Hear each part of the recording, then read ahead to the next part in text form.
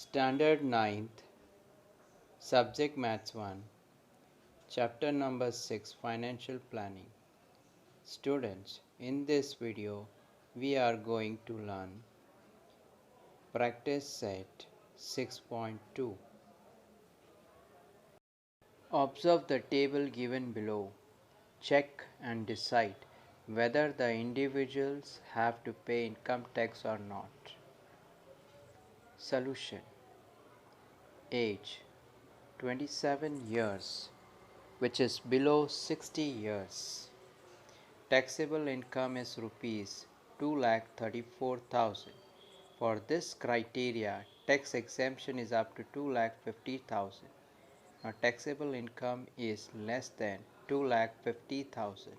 Therefore, Miss Nikita will not have to pay income tax.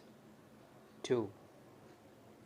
Age is 36 years, which is below 60 years. Taxable income is rupees 3,27,000. For this criteria, tax exemption is up to 2,50,000. Income is more than 2,50,000. Therefore, Mr. Kulkarni will have to pay income tax. 3. Age is 44 years, which is below 60 years. Taxable income is rupees 5,82,000. For this criteria, tax exemption is up to 2,50,000. So income is more than 2,50,000. So Miss Mehta will have to pay income tax. 4. Age is 64 years, which is between 60 to 80 years. Taxable income is 8,40,000. For this criteria, tax exemption is up to 3 lakhs. So income is more than 3 lakhs. Therefore, Mr. Bajaj will have to pay income tax. Second, Mr. Kartar Singh, age 48 years, works in a private company. His monthly income after deduction of allowances is rupees 42,000, and every month he contributes rupees 3,000 to GPF.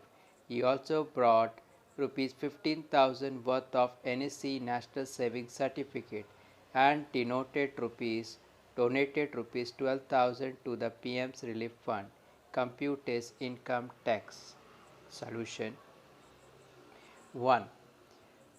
Total yearly income is given as rupees 42,000 into 12, which is rupees 5,04,000. 2. Total deduction, that is 1. GPF rupees 3,000 per month, which is 3,000 into 12, which is equal to rupees 36,000. 2. NSC, which is given as rupees 15,000. Third, the total is 51,000. Third, PM's Relief Fund, which is rupees 12,000.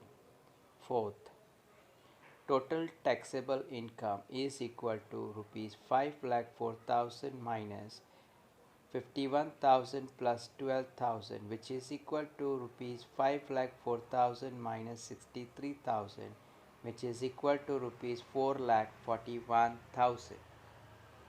Now, for this criteria, if you see, this amount is less than 5 lakhs. So income tax 5% on rupees 4,41,000 minus 2,50,000, that is 5% on rupees 1,91,000. So 5% is 5 upon 100 into 1,91,000, which is equal to rupees 9,550. Now education sees 2% on income tax, that is 9,950, is rupees 191. Second and higher secondary education says, that is 1% on income tax, which is equal to rupees 95.50.